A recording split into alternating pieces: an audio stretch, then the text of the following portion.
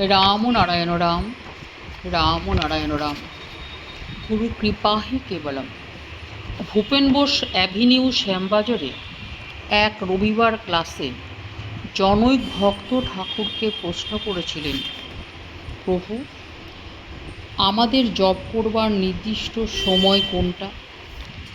উত্তরের শ্রী ঠাকুর বলেছিলেন, দেহে যতক্ষণ শ্বাস প্রশ্বাস আছে ততক্ষণ পর্যন্তই সময়। তার উপর শেষ রাত্রে বসে জপ করার অভ্যেস করবে, ঘুমোবার সময় জপ করতে করতে ঘুমিয়ে পড়বে।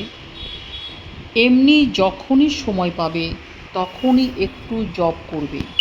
হাঁটা চলার পথেও জপ করবে। একবার শ্বাসে প্রশ্বাসের সাথে চালু করে ফেলতে পারলে তখন শ্বাস প্রশ্বাস নিজেই সে জপ করে নেবে।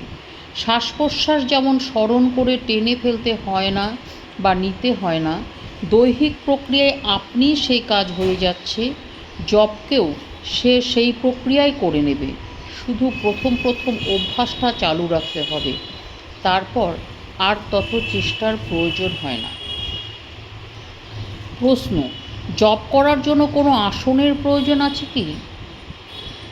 শ্রী ঠাকুর বললেন, ব্যায়াম অভ্যাস করার সময় যেমন যন্ত্রের সাহায্য নিলে একটু তাড়াতাড়ি হয় এবং কাজ করার স্পৃহাও একটু হয়, এটাকে বলে স্থান মাহাত্ম্য। যে ব্যায়ামাগারে গিয়ে ব্যায়াম করব, যেখানে আমার ব্যায়াম করবার সর্বপ্রকার যন্ত্রপাতি রয়েছে, আসনও সেরূপ তারই একটি অঙ্গ। একাধারে ব্যায়ামের কাজ হয়, আবার মনের একাগ্রতার জন্য আগ্রহ জন্মে। যন্ত্র সুরের সাহায্যকারী, সুরে পাকা হয়ে গেলে আর যন্ত্র লাগে না। মন্ত্রের বেলায়ও তাই। সময় সময় অনুষ্ঠানের সমূহ প্রয়োজন হয়, তারপর আর লাগে না।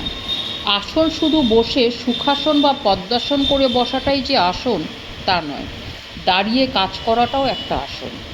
দেহ যখন যেভাবে থাকতে চায় বা থাকে সেটাই আসন তুল্য হয় এবং সেইভাবে আবার জপ ধ্যান প্রযোজ্য। নির্দিষ্ট সময় করে নিয়ে বসা খুবই ভালো, আবার বসে কাজ করার সময় পাওয়া গেল না বলে যে হবে না তা ঠিক নয়। তার আসন বা যোগ হবে পথে ঘাটে সর্বত্র, ওগুলো সবই আসনের মতো। রাম নারায়ণ রাম, রাম নারায়ণ রাম, গুরু কৃপা হি কেবলম।